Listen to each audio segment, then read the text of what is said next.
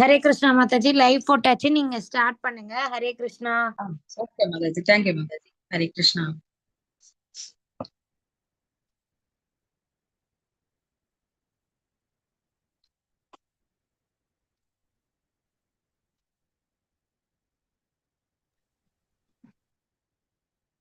ஹரே கிருஷ்ணா. பக்தர்கள் அனைவருக்கும் வணக்கம். 18 நாளில் பகவத்கீதை வகுப்பில் கலந்து கொண்டு நல்லபடியாக ஃபர்ஸ்ட் லெவல் முடிச்சிட்டோம் இல்லையா? இப்போ உங்களுக்கு பகவத்கீதை அப்படின்னா என்ன, அதுல என்ன சொல்லப்பட்டிருக்கு, எதுக்கு சொல்லப்பட்டிருக்கு அப்படின்னு மேலோட்டமா கொஞ்சம் கொஞ்சம் புரிஞ்சிருக்கும் இல்லையா அந்த 18 நாளையில. இப்போ எல்லாரும் செகண்ட் லெவல் போக போறீங்க. இன்னைக்கு லெவல் 2 கிளாஸ் ஸ்டார்ட் ஆகுது. சரியா? எல்லாரும் குயிஸ் டெஸ்ட் பண்ணிக்கோங்க, பண்ணி சர்டிபிகேட் வாங்கிக்கோங்க. பகவத்கீதை புக்கு இல்ல அப்படின்னா புக்கு வாங்கிக்கோங்க. இந்த லெவல் படிக்கிறதுக்கு ரொம்ப ஹெல்ப் பண்ணும் உங்களுக்கு அது பகவத்கீதை புக்கு. லெவல் 2 ஸ்டார்ட் பண்ண போறோம். லெவல் 2ல என்னெல்லாம் நம்ம படிக்க போறோம் அப்படிங்கறத நம்ம சுத்தமா பாத்துக்கலாம். சரியா? ஸ்கிரீன் ஷேர் பண்றேன், தெரியுதான்னு மட்டும் சொல்லுங்க.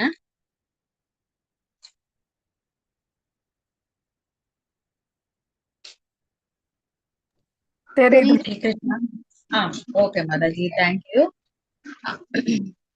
இந்த பயிற்சி வகுப்புல கலந்து கொள்ள வந்திருக்கும் அனைத்து பக்தர்களையும் இஸ்கான் டெம்பிள் சார்பாகவும் ஸ்ரீ ராதா கோவிந்தன் சார்பாகவும் உங்களை வருக என அன்போடு வரவேற்கிறேன். இது ஃபர்ஸ்ட் ஸ்லைட்ல இது நம்ம சுருக்கமா பார்க்க போறோம். சுருக்கமா ஒரு இன்ட்ரோடக்ஷன் மட்டும் நம்ம பார்க்க போறோம். நம்ம லெவல் 2ல என்னெல்லாம் படிக்க போறோம் அப்படிங்கிறதுக்கு ஒரு இன்ட்ரோடக்ஷன் தான். இது முடிஞ்சதுக்கு அப்புறமா தான் நம்ம சாப்டர் ஸ்டார்ட் பண்ணும். இதுல ஃபர்ஸ்ட் ஸ்லைடு என்னன்னா பகவத்கீதை பத்தி கொடுத்திருக்காங்க. பகவத்கீதை அப்படின்னா என்ன அப்படின்னா அது எதுக்கு கிருஷ்ணர் உபதேசிச்சாரு அப்படிங்கிறத பத்தியும் பார்க்க போறோம். ஏன் கிருஷ்ணர் கீதையை அருளினார், கிருஷ்ணரின் பிரச்சனை என்ன, அர்ஜுனனின் பிரச்சனை என்ன, சாரி கீதையின் முக்கிய நோக்கம் என்ன, நம் வாழ்க்கைக்கு அது எப்படி பயன்படும் அப்படிங்கிறது தான் நம்ம படிக்க போறோம். பகவத்கீதை என்பது வாழ்க்கையின் குழப்பம், மனிதம், துன்பம், பயம் ஆகியவற்றை தாண்டி நம் உண்மையான இயல்பையும் இறைவனுடனான உறவையும் அறிந்து சரியான முறையில் பாட கற்றுக் கொடுக்கும் ஆன்மீக அறிவுதான் அந்த பகவத்கீதை இல்லைங்களா? அததான் இப்ப படிக்க போறோம். Second level. இப்போ ஒரு டாக்டர் ஒரு பேஷண்ட்டுக்கு அந்த பிரிஸ்கிரிப்ஷன் எழுதி கொடுக்குறாங்க. அதான் இந்த ஸ்லைட்ல நம்ம பார்க்கிறோம் இல்லைங்களா? நமக்கு உடம்பு சரியில்லாத போது நம்ம டாக்டரை பார்க்க போறோம். ஒரு மருந்து கொடுக்குறாரு. அந்த மருந்தை நமக்கு பிடிச்ச மாதிரி எல்லாம் எடுத்துக்க கூடாது இல்லையா? எக்ஸாம்பிள்னா மருத்துவர் ஒரு மாத்திரை தினமும் சாப்பிடுங்க அப்படின்னு கொடுத்துடுறாரு. அதுபடி நம்ம எடுத்தணும். அந்த பிரிஸ்கிரிப்ஷன்ல என்ன எழுதியிருக்கோ அதை பார்த்து நம்ம சாப்பிடணும்.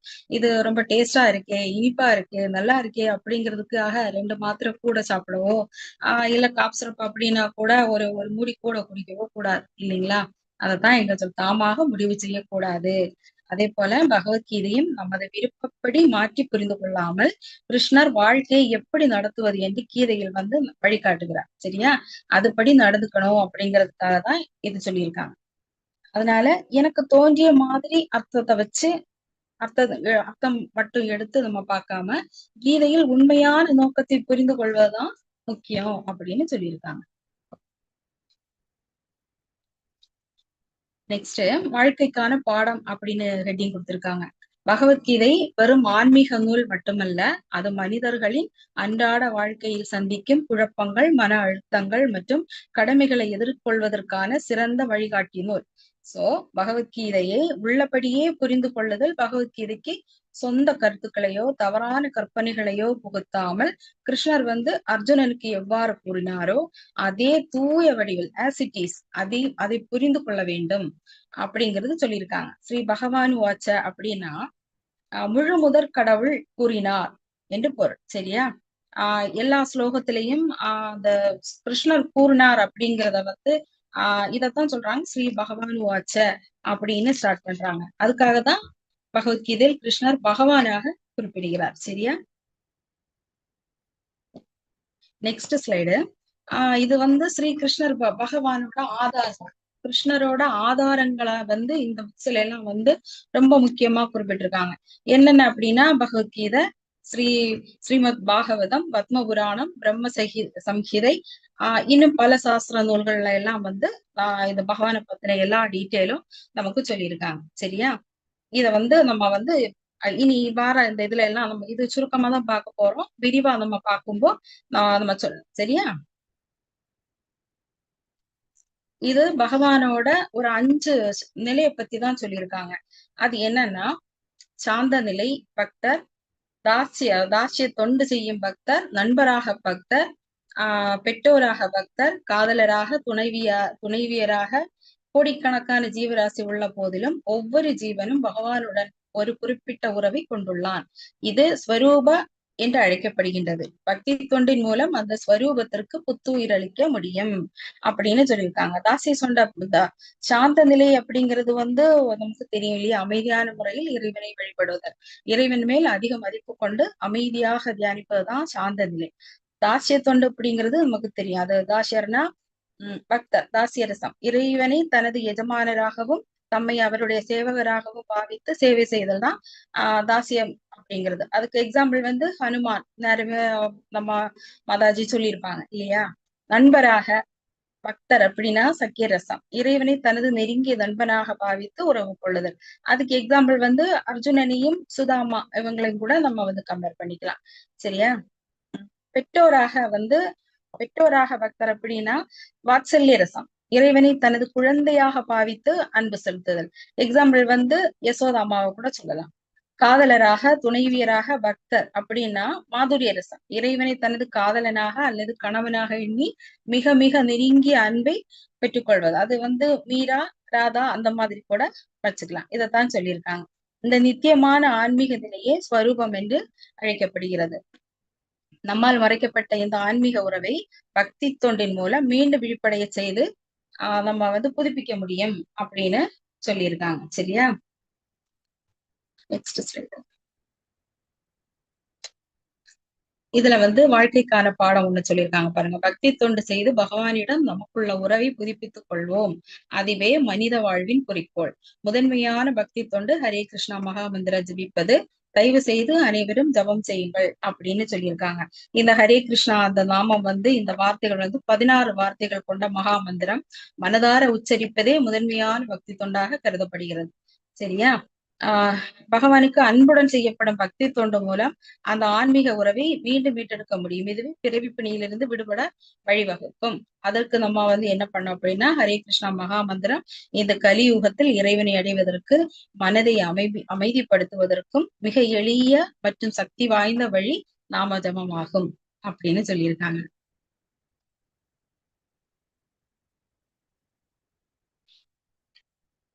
இதுல துன்பத்திற்கு தீர்வு தேடும் கேள்வி அப்படின்னு சொல்லியிருக்காங்க. இதுல என்ன அப்படின்னா, பிரம்மசூத்திரத்தில் இந்த ஆய்வு அதாதோ பிரம்ம ஜிக்ஞாசா பூரணத்தின் இயற்கையை ஆராய்ச்சி, பகவத்கீதை பயில தகுந்த மாணவராவர் அப்படின்னு சொல்லியிருக்காங்க. அப்படின்னா ஆன்மீக விசாரணையில இது இதுல இருந்து எப்படி வெளியே வருவது அப்படிங்கறதுதான் இதோட முதல் நிலை. அடுத்த நிலை ஆன்மீக விசாரணை பிரம்ம ஜிக்ஞாசா. இந்த ஸ்லைட்ல சொல்லியிருக்கிறது என்னன்னா, பரம்பொருளை பற்றிய உண்மையை அறிந்து கொள்ளும் ஆர்வம். வாழ்க்கையின் துன்பங்களுக்கு வெளிப்புற தீர்வு மட்டும் தேடாமல் அதன் அடிப்படை காரணத்தையும் ஆன்மீக உண்மையையும் ஆராய வேண்டும். அதற்கு பகவத்கீதை வழிகாட்டுகிறது அப்படின்னு சொல்லியிருக்காங்க.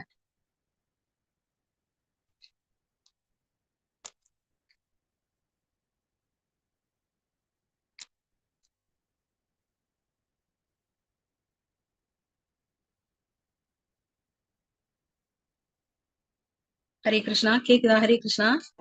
கேக்கல மாதாஜி, இப்பதான் கேட்கலீங்களா? சாரி மாதாஜி, ஏதோ ஆயிடுச்சு. கேக்குதே. Okay Mataji, okay, thank you. இதுல பகவத்கீதையின் 5 அடிப்படை. எதுனா சவுண்ட் டிஸ்டர்பன்ஸ் ஆகுதா மாதாஜி? எனக்கு டிஸ்டர்பன்ஸ் ஆகுது. ஒரு சவுண்ட் வந்துச்சு மாதாஜி, இப்ப போயிடுச்சு மாதாஜி. ஆமா மாதாஜி, ஏதோ ஒரு சவுண்ட் ஒன்னு வருது. ஓகே, சாரி வேற ப்ளூடூத் அந்த மாதிரி போட்டிருந்தா சம்டைம்ஸ் வரும் மாதாஜி, ஹெட்போன். ஓகே மாதாஜி. இது பகவத்கீதையின் 5 அடிப்படை கருப்பொருள் தத்துவத்தை பத்தி சொல்லியிருக்காங்க. முழு முதற் கடவுள் கிருஷ்ணர் ஈஸ்வரன் ஆவார். ஜீவன் உயிர் வழி, பிரகிருதி ஜட இயற்கை, காலம் கர்மா செயல் அப்படின்னு சொல்லியிருக்காங்க. ஈஸ்வரன் முழு முதற் கடவுள் ஆள்பவர் அப்படின்னா அகில உலகத்தையும் படைத்து காத்து இயக்கும் பரம்பொருள் பகவத்கீதையின் படி பகவான் கிருஷ்ணரே அனைத்திற்கும் காரணமான முழுமுதற் கடவுள் மற்றும் ஈஸ்வரன் ஆவார் அப்படின்னு சொல்லியிருக்காங்க. ஜீவன் உயிர் வழி ஆத்மா அப்படின்னா இயற்கையின் படைப்பில் வாழும் அனைத்து உயிரினங்களும் நம்ம அந்த ஜீவன் உயிர் வழி படைப்பு, அதான் பிரகிருதியை பத்தி சொல்லியிருக்காங்க.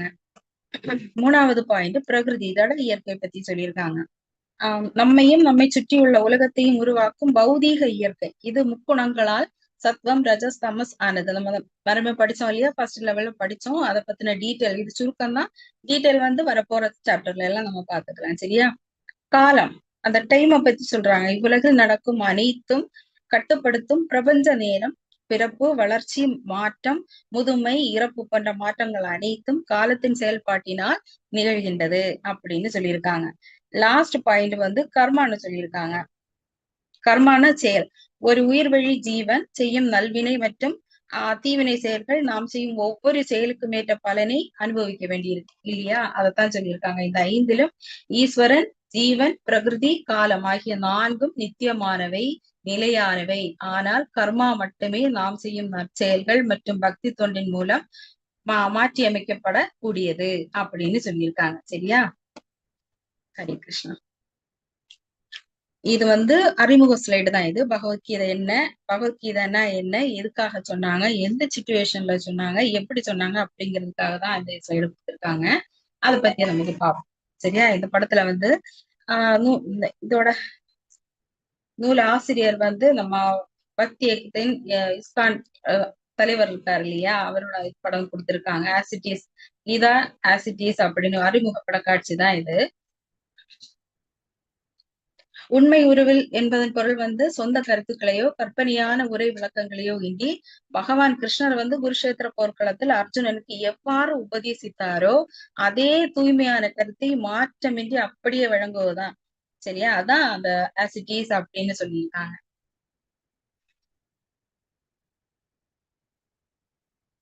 நெக்ஸ்ட் ஸ்லைடு பார்த்துக்கலாம்.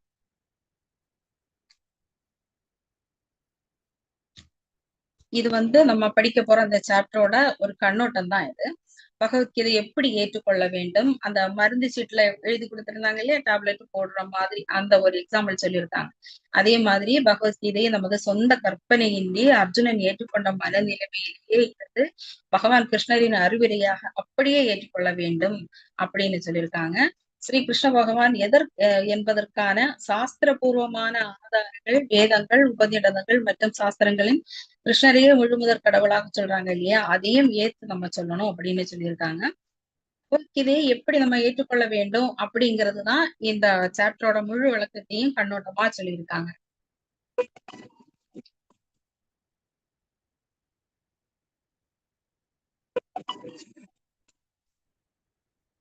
இது பிரம்ம பூரண உண்மை 3 நிலைகளில் அறியப்படுகிறது. அருவ பிரம்மன், பரமாத்மா, பகவான் அப்படின்னு 3 இது கொடுத்திருக்காங்க, 3 பாயிண்ட் கொடுத்திருக்காங்க. பகவானின் திவ்யமான உடலில் இருந்து வரும் தேஜஸ் அருவ பிரம்மன். எல்லா உயிரினங்களின் இதயத்திலும் வீற்றிருப்பவர் பரமாத்மா. தன்னுடைய பக்தர்களிடம் தனிப்பட்ட உறவு கொண்டு ஆன்மீகமயமான லீலைகளில் ஈடுபவர் பகவான் அப்படின்னு சொல்லியிருக்காங்க. சரியா? இதோட டீட்டெயில் வந்து வரப்போற சாப்டர்ல பாத்துக்கலாம். இதுல வந்து சூரியனை வந்து 3 நிலைகளில அறியலாம் அப்படின்னு சொல்லியிருக்காங்க. சூரியனுடைய ஒளிக்கதிர், சூரிய வட்டம், சூரியன் என்ற முழுமையான ஆதாரம் அப்படின்னு. பிரம்மன் வந்து நம்ம பிரம்மன் சூரிய ஒளி கொண்டு எங்கும் பரவிய ஆன்மீக ஒளி. பரமாத்மா வந்து சூரிய கோலம், சூரிய கோலம் போல குறிப்பிட்ட வகையில் உணரப்படும் இறைவனின் அம்சம் அது. பகவான் வந்து சூரியனின் முழுமையான ஆதாரம் போல தனிப்பட்ட பரம இறைவன். சரியா? அப்படிதான் இங்க சொல்லியிருக்காங்க. சூரிய ஒளி தெரிகிறது, பிரம்மன் சூரிய ஒளி தெரிகிறதா, பரமாத்மா அந்த சூரியனே ஒளியின் முழுமையான மூலம் என்பதை அறியதான் இந்த படம் இது கொடுத்திருக்காங்க. 3 வேறு சூரியன்களிலே ஒரே சூரியனை வெவ்வேறு கோணங்களில் அறிகிறோம் அப்படிங்கிறதா சொல்லியிருக்காங்க. பிரம்மன், பரமாத்மா, பகவான் ஆகியவை பரம உண்மையை விளக்கும் 3 நிலைகளை பத்தி சொல்லியிருக்காங்க.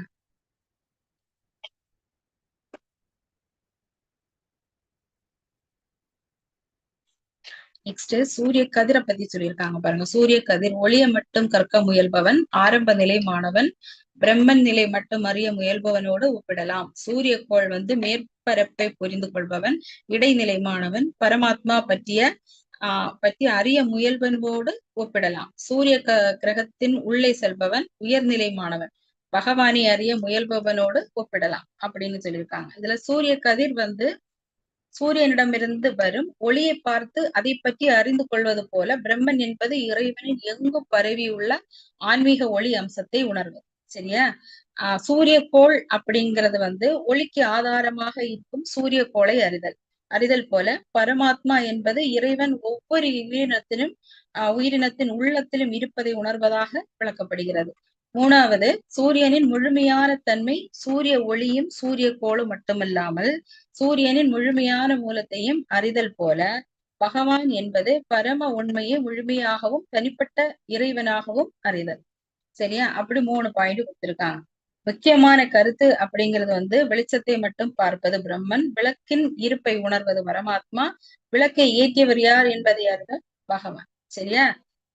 இதோட கருத்து இறைவனை பற்றி தெரிந்து கொள்வது என்பதிலிருந்து இறைவனை முழுமையாக அறிந்து அவருடன் பக்தி தொடர்பு கொள்வது வரை செல்லும் ஆன்மீக பயணத்தை இந்த படம் எடுத்துரைக்கிறது.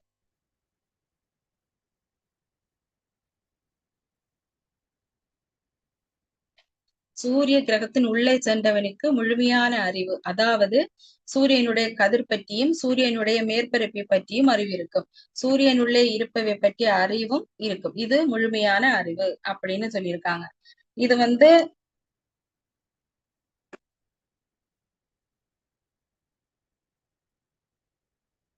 எல்லாருமே சொன்னேன் இல்லையா? ஃபர்ஸ்ட் ஸ்லைடு சூரிய கதிர் சூரிய கோள் அதே மீனிங்ல தான் இப்ப மறுபடியும் வந்திருக்கு.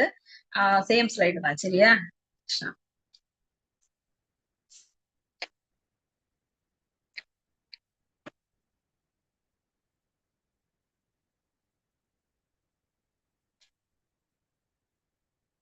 இந்த ஸ்லைடு வந்து பகவானை உணர்வது பிரம்மன் மற்றும் பரமாத்மா பற்றிய அறிவையும் உள்ளடக்கியதாகும். பிரம்மன் சத் அப்படிங்கிறது நித்தியத்துவம் அப்படின்னு கொடுத்திருக்காங்க. பரமாத்மா சத் சித் நித்தியத்துவம் ஞானமயம் அறிவு. பகவான் வந்து சத் சித் ஆனந்த விக்கிரக நித்தியத்துவம் அறிவுமயமான ஆனந்தமயமான ரூபம். பகவானை சத் சித் ஆனந்த ரூபம் உடையவராக வழிபடுவது முழுமையானது பூரணமானது அப்படின்னு சொல்லியிருக்காங்க. முழுமுதற் கடவுள் என்று பக்தி மரபில் கூறப்படுகிறது. சரியா? சத் அப்படின்னா நிலைத்திருப்பவர், சித் அப்படின்னா முழுமையான அறிவுடையவர், ஆனந்த அப்படின்னா பரிபூரண ஆனந்த ஸ்வரூபம், விக்கிரகம் அப்படின்னா ஆன்மீகமான தெய்வீக ரூபம். வாழ்க்கையில் எப்படி இதை நம்ம பயன்படுத்த போறோம் அப்படிங்கிறதுக்காக தான் இந்த ஸ்லோகம் கொடுத்திருக்காங்க. அவரை புரிந்து கொண்டு அவருடைய போதனைகளை வாழ்க்கையில் நடைமுறைப்படுத்த வேண்டும். சரியா? அப்படின்னு தான் இங்க சொல்லியிருக்காங்க. கிருஷ்ணரை அறிந்து அவரை நினைத்து ஒருவருடைய வழியில் வாழ்வதே வாழ்க்கையை ஆன்மீகமாக முன்னேற்ற பாதைக்கு கொண்டு செல்லும் அப்படின்னு சொல்லியிருக்காங்க. Hare Krishna.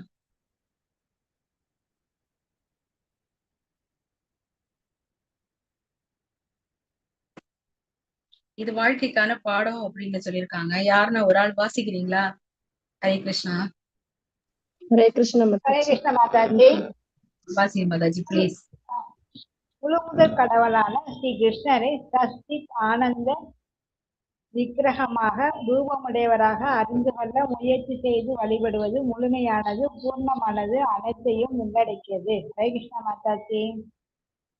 Hare Krishna Mataji. Thank you Mataji. Thank you so much.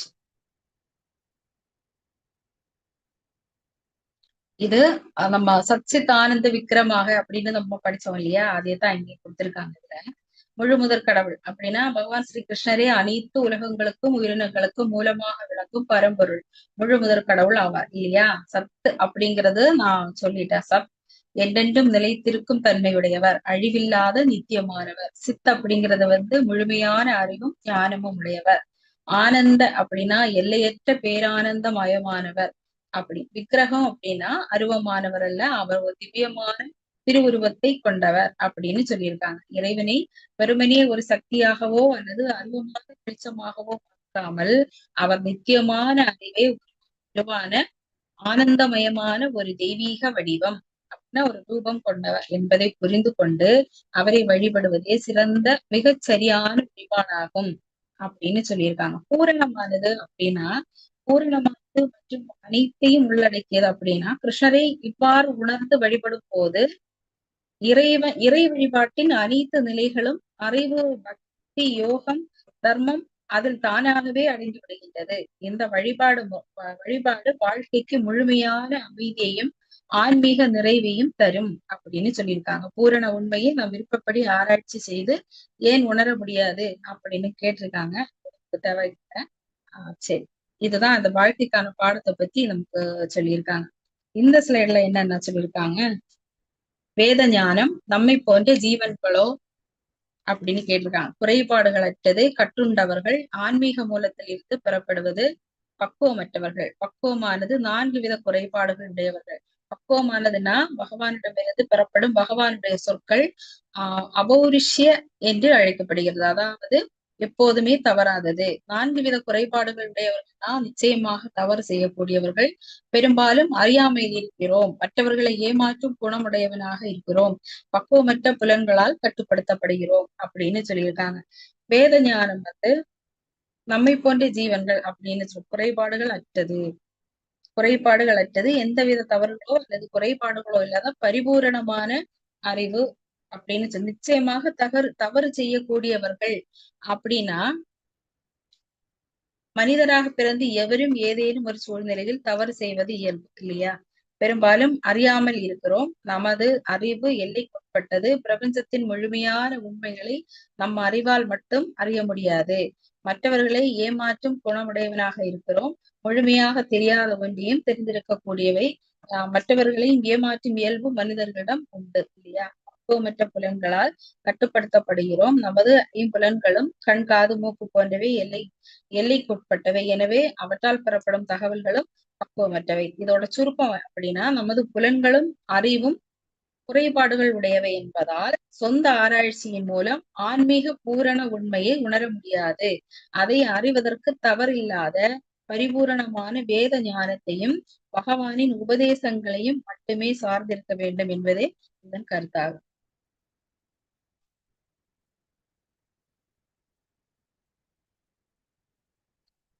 Next slide பார்த்துக்கலாம். 3 விதமாக அறிவை பெறலாம். பிரத்யக்ஷ பிரமாணம் அப்படின்னா கண்களால் காணக்கூடியது, புலன்களால் அறியக்கூடியது. அனுமான பிரமாணம், அனுமானம் அப்படின்னா உத்தேசமாக கோருவது. சப்த பிரமாணம் அப்படின்னா அதிகாரிகளிடமிருந்து கேட்டறிவது, குரு சாது சாஸ்திரம். சரியா? பிரத்யக்ஷ பிரமாணம் அதோட விளக்கம் அப்படின்னா காது, கண்கள், மூக்கு அந்த மாதிரி நம்ம புலன்களால் அறியக்கூடிய அறிவு அப்படின்னு சொல்லியிருக்கிறாங்க.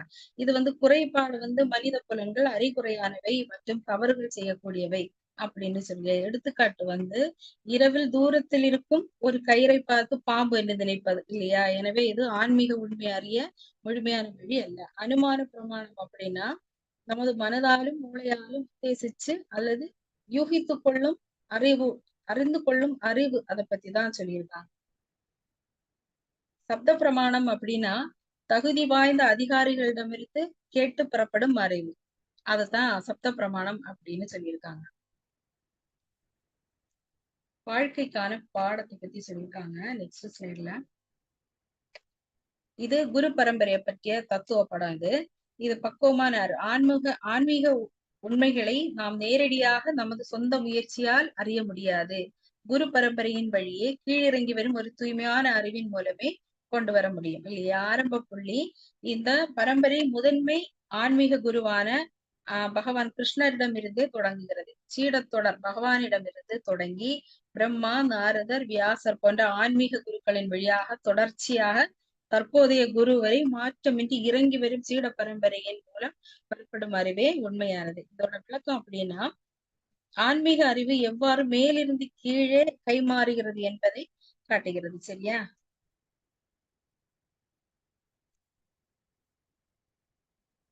Next slide.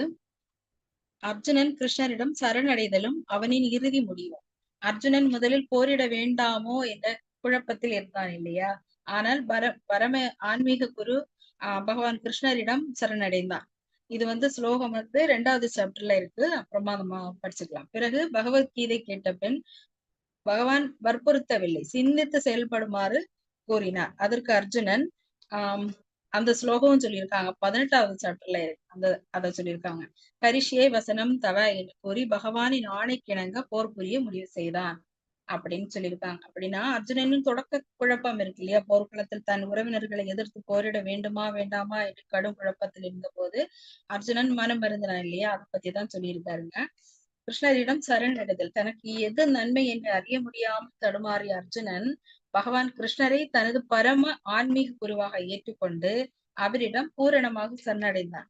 இதைத்தான் அந்த சொல்லியிருக்காங்க. சிந்தித்து செயல்படும் சுதந்திரம் பகவத்கீதை முழுவதையும் உபதேசிச்ச பிறகு கிருஷ்ணர் அர்ஜுனனை எந்த செயலையும் செய்ய வற்புறுத்தவில்லை. உபதேசித்த தத்துவங்களை நன்றாக சிந்தித்து பார்த்து அதன் பின் அவனது விருப்பப்படி செயல்படுமாறு கூறினார். இதைத்தான் இங்க சொல்லியிருக்காங்க. அர்ஜுனனின் இறுதி முடிவு அப்படிங்கிறது கீதையை கேட்டறிந்த பின் அர்ஜுனனின் குழப்பங்கள் அனைத்தும் நீங்கின. அவன் கரிஷ்யே வசனம் தவ என்று கூறினான். அதாவது உங்கள் கட்டளைப்படி நான் செயல்படுகிறேன் என்று கூறி பகவானின் விருப்பத்திற்கு இணங்க போரிட முடிவு செய்தார். சரியா? மனிதனும் தன் சுய அறிவால் ஏற்படும் குழப்பங்களை தீர்க்க இறைவனிடமும் சாஸ்திரங்களிடமும் சரணடை வேண்டும். இதுவே தெளிவான சரியான முடிவை எடுக்க வழிவகுக்கும் அப்படின்னு சொல்லியிருக்காங்க. நெக்ஸ்டும் வாழ்க்கைக்கான பாடத்தை தான் சொல்லியிருக்காங்க. நாமும் அர்ஜுனை பின்பற்றி பகவானின் ஆணைப்படி நடக்க முயல வேண்டும். அதாவது பகவத்கீதைப்படி வாழ்ந்து மனித வாழ்வின் லட்சியமான சனாதன நித்தியமான, அப்படின்னா சனாதன நித்தியமான உலகத்தை அடைய வேண்டும் அப்படின்னு சொல்லியிருக்காங்க.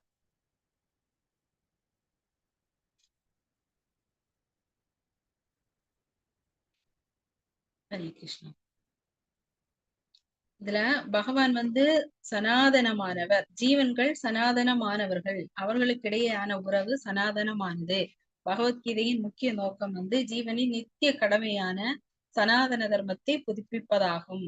ஸ்ரீபாத ராமானுஜாச்சாரியார் சனாதன என்ற வார்த்தையை ஆதி அந்தம் இல்லாது என்று விளக்கியுள்ளார். அப்படின்னா பகவான் சனாதனமானவர்னு எல்லாம் சொல்லியிருக்காங்க இல்லையா. நித்திய உறவு இறைவனுக்கும் ஜீவாத்மாவிற்கும் இடையான ஆன்மீக பக்தி உறவும் என்றுமே அழியாத சனாதனமான ஒன்று. பகவத்கீதையின் நோக்கம் என்ன அப்படின்னா உலக பற்றுகளால் மறைக்கப்பட்டு விட்ட ஜீவனின் இந்த நித்திய கடமையான சனாதன தர்மத்தை மீண்டும் புதுப்பிப்பதே ஆகும். பகவத்கீதையின் முக்கிய நோக்கம். சரியா? சனாதன என்பதன் பொருள் ஸ்ரீபாத ராமானுச்சாரியார் சொல்லியிருக்காங்க. சனாதன என்ற வார்த்தைக்கு ஆதி அந்தம் இல்லாதது, அப்படின்னா தொடக்கமும் முடிவும் இல்லாத நித்தியமானது அப்படின்னு சொல்லியிருக்காங்க. இதை பத்தி எல்லாம் தான் நம்ம நெக்ஸ்ட் பார்க்க போறோம். சரியா? இதை சிம்பிளா சொல்றேன். நெக்ஸ்ட் இந்த சாப்டர் ஸ்டார்ட் ஆகும்போது உங்களுக்கு டீட்டெயிலா சொல்லுவாங்க. நெக்ஸ்டும் வாழ்க்கைக்கான பாடம் தான் சொல்லியிருக்காங்க. இந்த படத்துல வாழ்க்கைக்கான பாடம் என்னும் தலைப்பில் சனாதன தர்மத்தின் உலகளாவிய தத்துவம் விளக்கப்பட்டுள்ளது. என்ன அப்படின்னு பார்ப்போம். மத எல்லைகளுக்கு அப்பாற்பட்டது, ஆதியும் அந்தமும் இல்லாத, தொடக்கமும் முடிவுமற்ற, எல்லைகளால் வரையறுக்க முடியாத ஆன்மீக உண்மையை அல்லது குறிப்பிட்ட ஒரு தர்மத்தை ஏதோ ஒரு குறிப்பிட்ட மத பிரிவை சேர்ந்தது என்று ஒருபோதும் குறுகிய வட்டத்தில் கருதக்கூடாது. பிரிக்க முடியாத இயல்பு சர்க்கரைக்கும் இனிப்பு தன்மைக்கும் தீக்கு வெப்பமும் எவ்வாறு பிரிக்க முடியாதோ முடியாத குணங்களோ, அது போல இறைவனுக்கு செய்யும் சேவையும் பக்தியும் உலகில் உள்ள எல்லா உயிர்வாழிகளிடமிருந்தும் பிரிக்க முடியாத இன்றியமையாத இயற்கை அங்கமாகும் அப்படின்னு சொல்லியிருக்காங்க. இதுதான் சனாதன தர்மம், அதையும் சொல்லியிருக்காங்க. சரியா? இதுல தாயார் யசோதை பாலகிருஷ்ணனுக்கு அன்பு செலுத்தும் காட்சி. இது ஜீவாத்மாவிற்கும் இறைவனுக்கும் இடையான நித்தியமான ஒரு அன்பை உணர்த்துகிறது. நெக்ஸ்ட் பிக்சர் அண்ட சராசரங்கள் மற்றும் பிரபஞ்ச வழியின் மையத்தில் உள்ள இறைவனின் ஜோதிமயமான வடிவம்.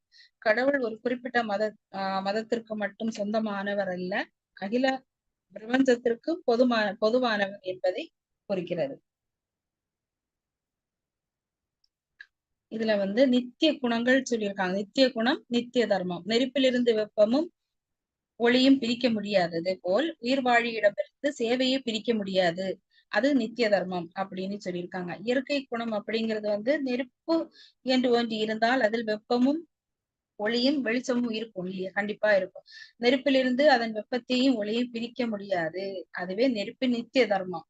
ஜீவனின் நித்திய தர்மம் அப்படிங்கிறது அது போல உலகில் உள்ள ஒவ்வொரு உயிர்வாழியிடமிருந்தும் அதான் ஆத்மாவிடம் இருந்து அதான் சொல்றாங்க. சேவை செய்யும் குணத்தை பிரிக்க முடியாது. சேவை அப்படின்னா நாம் அனைவரும் ஏதோ ஒரு வழியில் பிறருக்கு அல்லது இறைவனுக்கு சேவை செய்து கொண்டே இருக்கிறோம் இல்லையா? இறைவனுக்கு அன்புடன் தொண்டு சேவை செய்வதே ஆத்மாவின் உண்மையான நிலையான நித்திய தர்மமாகும் அப்படின்னு சொல்லியிருக்காங்க.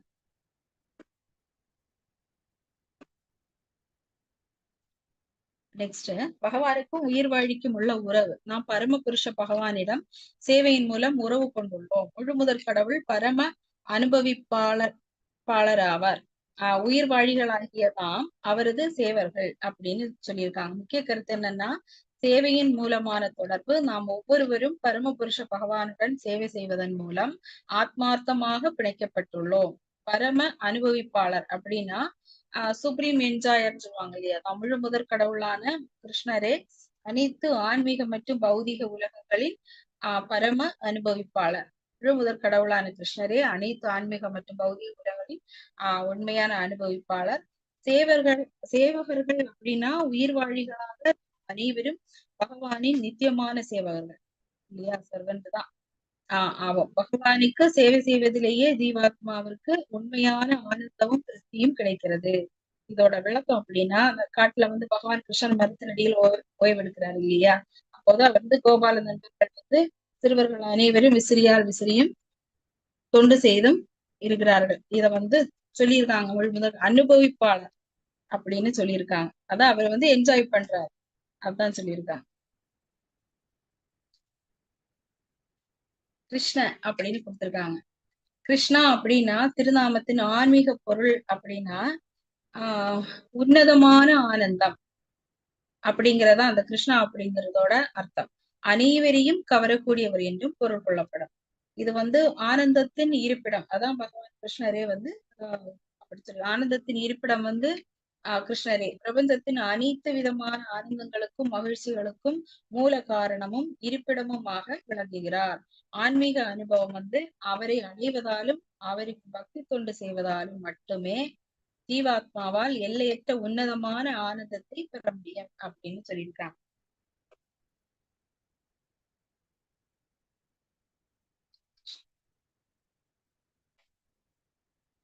இந்த படத்துல ஆனந்தத்தை நாடும் ஜீவன் அப்படின்னு கொடுத்திருக்காங்க.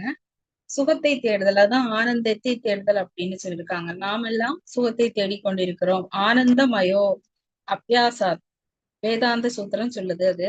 அது அந்த ஸ்லோகத்தோட அந்த நம்பர் தான் சொல்லியிருக்காங்க. பகவானை போன்றே உணர்வு மிக்க உயிர் வாழிகள் இன்பத்தை நாடுகின்றனர் அப்படின்னு சொல்லி ஒரு வழியில் சந்தோஷத்தையும் சுகத்தையும் மகிழ்ச்சியுமே தேடிக்கொண்டிருக்கிறோம். அப்ப அது வேதாந்த சூத்திரத்துல சொல்லியிருக்காங்க. சரியா?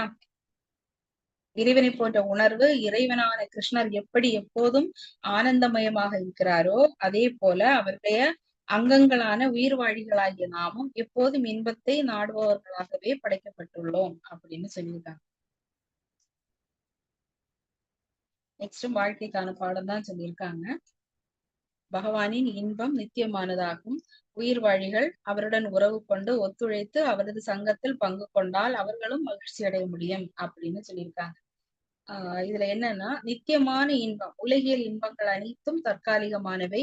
ஆனால் பகவான் கிருஷ்ணரின் இன்பம் என்றும் அழியாத நித்தியமானது. பகவானுடன் பிணைப்பு உயிர் வாழிகள் அதாவது ஜீவாத்மாக்கள் பகவானுடன் ஆன்மீக உறவு வைத்துக் கொண்டு அவரோடு ஒத்துழைத்து அவரது சேவையில் பங்கு பெற்றால் மட்டுமே உண்மையான மற்றும் நிலையான மகிழ்ச்சியை அடைய முடியும் அப்படின்னு சொல்லியிருக்காங்க.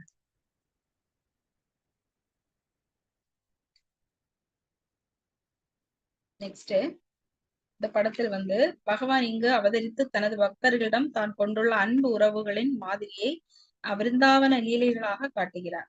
பகவானின் இனிமையான லீலைகள், அதான் அவதார நோக்கம் பகவான் ஸ்ரீ கிருஷ்ணர் இந்த பூவுலகில் அவதரித்து தனது தூய பக்தர்களுடன் தான் கொண்டுள்ள ஆழமான அன்பு உறவுகளின் மாதிரியை தனது பிருந்தாவன லீலைகளாக காட்டுகிறார் இல்லையா? அன்பு பிணைப்பு இறைவன் வெறும் அதிகாரப்பூர்வமானவர் மட்டுமல்ல, அவர் பக்தர்களின் தூய்மையான அன்பிற்கு வசப்படுபவர் என்பதை வெளிப்படுத்துவதே இந்த லீலைகளின் முதன்மை நோக்கமாகும். சரியா? இத வலதுபுறம் உள்ள அந்த படத்துல பாருங்க. பாலகிருஷ்ணனும் பலராமனும் தங்களது கோபால நண்பர்களுடன் பசுக்களுடன் பிருந்தாவனத்தில் மகிழ்ச்சியாக ஆடிப்பாடி வரும் காட்சியை தான் இங்க சித்தரிச்சிருக்காங்க. நெக்ஸ்ட் ஆன்மீக உலகம். அவர் தம் திருநாட்டை கீதையில் சிறிது விவரிக்கிறார் பாருங்க. பரமபுருஷ பகவானின் இருப்பிடம் கோலோக விருந்தாவனம் பிரம்ம சம்ஹிதையில் விவரிக்கப்பட்டுள்ளது. ஆன்மீக கிரகத்திற்கு சென்றால் இங்கு திரும்பி வர வேண்டியதில்லை மற்றும் பிறப்பு இறப்பு நோய் முதுமை துயரங்களும் இல்லை. மற்றபடி ஜட உலகத்தின் மிக உயர்ந்த லோகமான பிரம்ம லோகத்திலும் இத்துயரங்கள் உண்டு அப்படின்னு சொல்லியிருக்காங்க.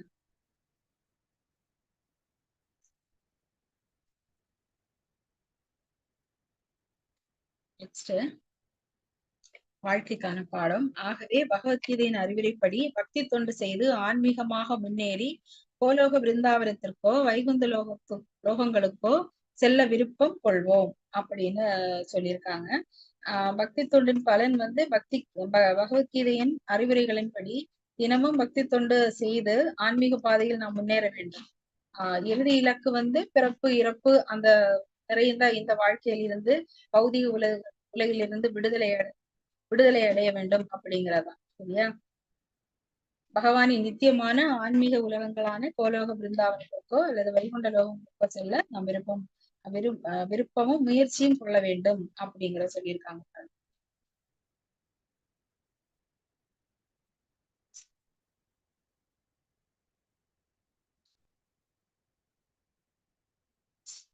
நெக்ஸ்ட்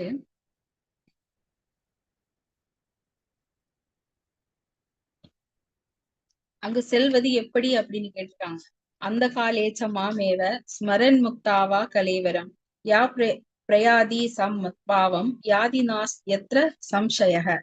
வாழ்வின் முடிவில் பகவானை மட்டும் நினைத்து கொண்டு உடலை விட வேண்டும். இறுதி நினைவே முடிவு இல்லையா? ஒரு மனிதன் தனது வாழ்வின் இறுதி நிமிடத்தில், அதாவது மரணப்படுக்கையில் உடலை விடும் போது என்னை மட்டுமே, கிருஷ்ணரை மட்டுமே அப்படின்னு நினைத்து உடலை துறக்கிறானோ அவன் உடனடியாக எனது ஆன்மீக இயற்கையை அடைகிறான். இதில் எந்த ஐயமும் இல்லை என்று பகவான் கூறுகிறார். வாழ்நாள் பயிற்சி அப்படிங்கிறது வந்து மரண காலத்தில் பகவானை நினைப்பது என்பது அவ்வளவு எளிதானதல்ல. வாழ்நாள் முழுவதும் இறைவனை நினைத்து பக்தி தொண்டு செய்ய செய்ய அது பிராக்டிஸ் மாதிரி அவன் உடனடியாக எனது ஆன்மீக இயற்கையை அடைகிறான். இதில் எந்த ஐயமும் இல்லை என்று பகவானே கூறுகிறார். சரியா?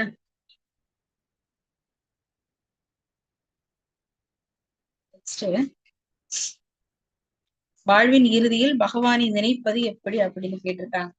தஸ்மாத் சர்வேஷு காலேஷு மாம் அனுஸ்மர யச மையர்பிதா மனோபுத்தீர் மாம் ஏவஷ்யத் யசம்சயக அப்படின்னா கடமையும் நினைவும் கிருஷ்ணர் அர்ஜுனனிடம் எப்போதும் என்னை நினைத்து கொண்டே உனக்கு விதிக்கப்பட்ட கடமையான போரிடுவதையும் தொடர்ந்து செய் என்று கூறுகிறார் இல்லையா அர்ஜுனனிடம். அதுதான். எனவே அர்ஜுனா, எப்போதும் என்னை இந்த கிருஷ்ண ரூபத்தில் நீ எண்ணுவாயாக. அதே சமயத்தில் உனக்கு விதிக்கப்பட்ட கடமையான போரிடுவதையும் தொடர்ந்து செய்ய வேண்டும். உனது செயல்களை எனக்கு அர்ப்பணித்து உனது மனதையும் அறிவையும் என்னில் நிறுத்தினால் நீ என்னிடம் வந்தடைவாய் என்பது ஐயமில்லை அப்படின்னு சொல்லியிருக்காங்க. அவ்வாறு வாழ்வில் இயல்பாகவே இறைவனை நம்ம சென்றடையலாம் அப்படின்னு. நெக்ஸ்ட் வாழ்க்கைக்கான படம். அர்ஜுனனுக்கு சொன்னதை நாமும் பின்பற்றுவோம். பகவானை நினைத்து கொண்டே நம் தொழிலையும் விதிக்கப்பட்ட கடமைகளையும் செய்ய பயிற்சி செய்வோம். இதன் மூலம் இறுதியில் நம்மால் பகவானை நினைக்க முடியும். அவர் திருநாட்டிற்கு நாமளும் செல்ல முடியும் அப்படிங்கிற சொல்லியிருக்காங்க. ஹரே கிருஷ்ணா. இது இன்ட்ரோடக்ஷன் இது முடிஞ்சது, பிபிடி முடிஞ்சது. நெக்ஸ்ட் சாப்டர் வந்து எடுத்துக்கலாமா? மணி 4 ஆகுது. ஜஸ்ட் ஸ்டார்ட் பண்ணி வச்சிடலாமா மாதாஜி? பவானி மாதாஜி, ஸ்ரீதேவி மாதாஜி ஸ்டார்ட் பண்ணிடுங்க மாதாஜி. ஓகே மாதாஜி. ஹரே கிருஷ்ணா.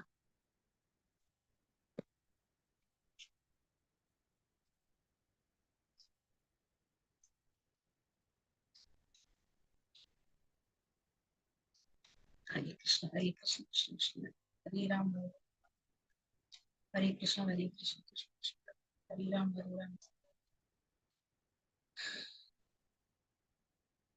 ஹரே கிருஷ்ண. ஹரே கிருஷ்ண கிருஷ்ண ஹரே ராம் ஹரே ராம் ஹரே கிருஷ்ண.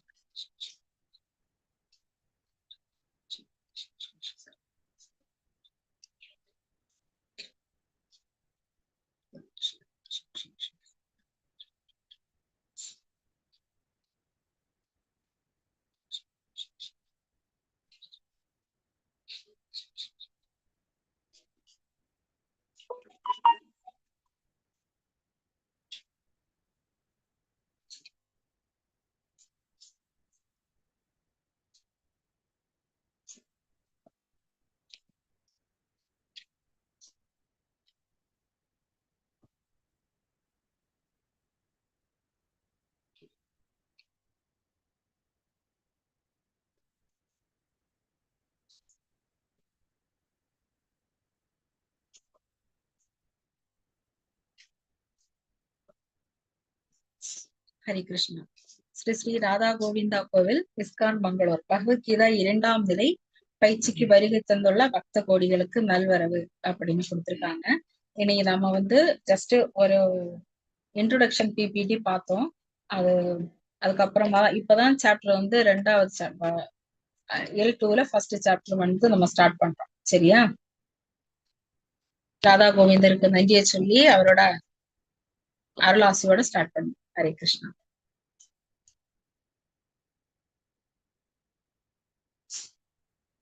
இதோட தலைப்பு பகவத்கீதை உண்மை உருவில் தெரிந்து கொள்ளுதல். ஆசிட்டிஸ் நோக்கம் ஸ்ரீல பிரபுபாதர் வழங்கிய பகவத்கீதை உண்மை உருவின் அடிப்படையில் கீதையின் தத்துவங்களை எந்தவித கலப்படமும் இன்றி அதன் உண்மையுருவில் நூலின் அடிப்படையில் கீதையின் தத்துவங்களை எந்தவித கலப்படமும் இன்றி நம்ம சொல்றோம். ஆசிட்டிஸ் அப்படியே சொல்றதுதான் இது. இந்த காட்சி குருஷேத்திர போர்க்களத்தை தான் காமிச்சிருக்காங்க. அர்ஜுனன் தேரை பகவான் ஸ்ரீ கிருஷ்ணர் ஓட்டி செல்லும் கம்பீரமான காட்சியில சித்தரிக்கப்பட்டிருக்கு. இஸ்கான் நிறுவனத்தின் நிறுவனர் ஆச்சாரியா தெய்வீக அருள் ஏசி பக்தி வேதாந்த சுவாமி பிரபுபாதாவின் போதனைகளின் அடிப்படையில் தான் இது நமக்கு இந்த தமிழ் உருவுல நமக்கு கிடைச்சிருக்கு இந்த பகவத்கீதை. அதுவும் ஆசிட்டிஸ் அப்படியே கிடைச்சிருக்கு. சோ அவங்களுக்கு நன்றியை செலுத்திட்டு நம்ம ஸ்டார்ட் பண்ணிக்கலாம். சரியா? மேற்கத்திய நாடுகளில் ஹரே கிருஷ்ணா இயக்கத்தை தொடங்க அதிக ஆர்வம் இருந்ததால் ஜூலை தெரியுதா உங்களுக்கு? கிளியரா தெரியுதா? யாருன்னா வாசிக்கிறீங்களா? நான் ஜூம் பண்ணிக்கிறேன்.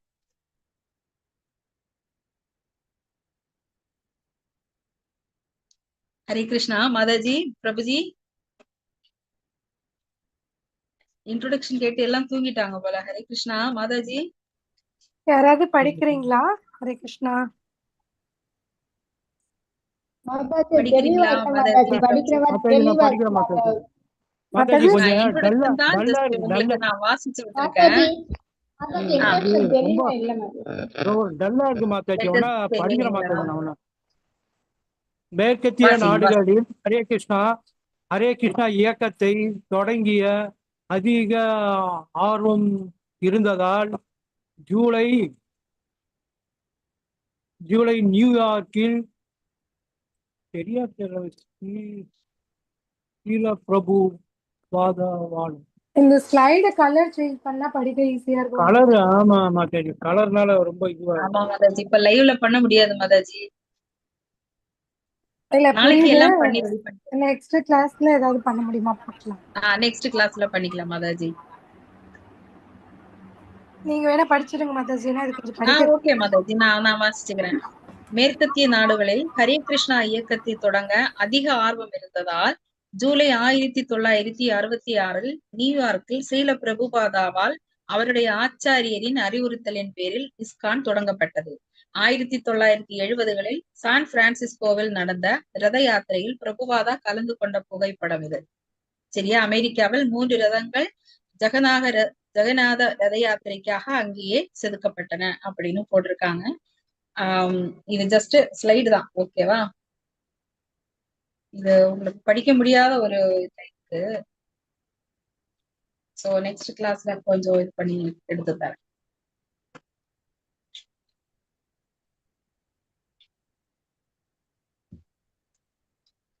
குழந்தை பருவத்தில் அவர் ஜெகநாத ரத யாத்திரையை நடத்த விரும்பினார். அதனால் அவரது தந்தை அவருக்கு சிறிய ரதம் செய்து தந்தார். தனது நண்பர்களுடன் தனது வீட்டின் அருகிலேயே ரத யாத்திரை நடத்தினார் அப்படின்னு போட்டிருக்காங்க. அவர் 1922 தனது ஆன்மீக குரு பக்தி சித்தாந்த சரஸ்வதியை சந்தித்தார். மேலும் 1933 தீட்சை பெற்றார். அவரோட ஸ்டோரிஸ் தான் கொடுத்திருக்காங்க. அது ரொம்ப முக்கியம். இது கொஞ்சம் நம்ம படிக்கிறது நல்லதுதான். பிரபுபாதா ஒரு வைஷ்ணவ குடும்பத்தில் பிறந்தார். பெற்றோர் திரு கவுர் மோகன் தேவ் மற்றும் திருமதி ரஜினி தேவ். மேற்கத்திய நாடுகளில் அவர் கிருஷ்ண பக்தி புத்தகங்களை விநியோகிக்கவும் பிரசங்கிக்கவும் தனது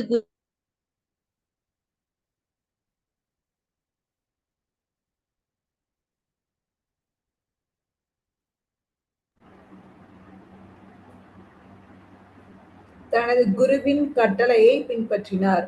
அவர் பிருந்தாவனத்திலிருந்து டெல்லிக்கு நடந்து சென்று புத்தகங்களை தயாரித்து உரை எழுதி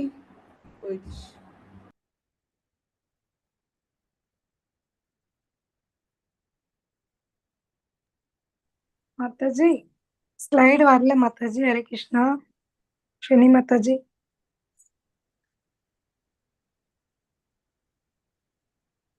அவங்களுக்கு நெட்வொர்க் ப்ராப்ளம் போல மாதாஜி. போயிட்டு வந்தது இல்ல, வந்துருவாங்க. வெயிட் பண்ணுங்க.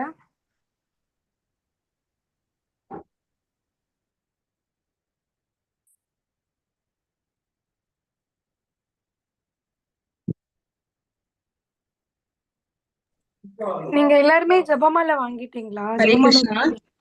மாதாஜி. ஹரே கிருஷ்ணா மாதாஜி. கொஞ்சம் நல்ல ஹெவி மழை மாதாஜி.